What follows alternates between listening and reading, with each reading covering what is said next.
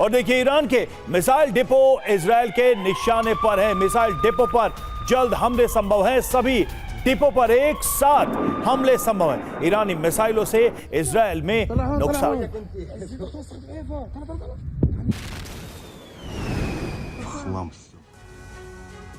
तो देखिए Israel Iran जंग में एक विध्वंसक दौर भी शुरू हो गया है। दोनों तरफ से हमले हर दिन बढ़ते जा रहे हैं। ईरान के मिसाइल ठिकाने इजरायल के निशाने पर हैं। अलग अलग ईरानी मिसाइल ठिकानों पर जल्द हमले होंगे और नेतन्याहू ने ईरानी मिसाइल डिपो पर नए हमले के आदेश भी दे दिए हैं। लंबी दूरी की मिसाइलों ईरानी मिसाइलों ने इजरायल में तबाही मचाई है और यही वजह है कि अब इनको टारगेट किया जा रहा है। सुपरसोनिक मिसाइलों को आयरन डोम से रोकना मुश्किल साबित हुआ। ईरानी हमले से इजरायल में 20 से ज्यादा लोगों की मौत अब तक हो चुकी है। तो इस वजह से यह बिल्कुल नई स्ट्रैटेजी अपनाई जा रही है।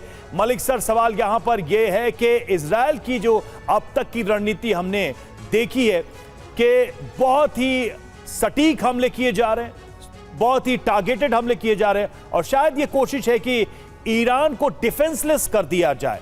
आपको लगता है कि इजरायल कर पाएगा ये आने वाले समय में और लगभग ये कितना टाइम लग सकता है आपके हिसाब से, क्योंकि जंग के हालात तो ये दिख रहे हैं कि ये रुकने वाली नहीं है। जी, इजराइल की जो पॉलिसी फिलहाल दिख रही है आज की डेट में, जो उसकी रणनीति दिख रही है वो ये है कि जैसा कि आपने सही किया कि ईरान को कमजोर किया जाए। उसके कई पहलू पे वो काम कर रहा है एक साथ। एक तरफ तो यह कि देखिए किसी भी डिसीजन के 3 लेयर मेन होती है। फर्स्ट इज पॉलिटिकल डिसीजन, जो कि उनके वहाँ पे खमेनेई साहब है। खमेनेई के जो वो डिसीजन देते हैं अब उसके हिसाब से कंट्री गवर्न हो रहा है। दूसरा होता है वहाँ की मिलिट्री, जिसमें सब कुछ होता है, एयरफोर्स और पूरा डिफेंस। पूरे डिफेंस को उन्होंने टारगेट किया है। थर्ड होता है ब्रेन बिहाइंड द वेपन और या इक्विपमेंट, जो जिस चीज़ की उनको सबसे बड़ी प्रॉब्लम है एटॉमिक बॉम्ब की, वो साइंटिस्ट को उन्होंने साइंटिस्ट कम्युनिटी को टारगेट किया है।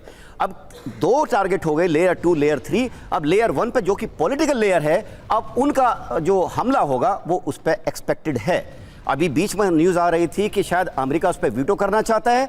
देखिए हमको नहीं पता है कि अमेरिका ये बात कितनी छान छान के बाहर दे रहा है।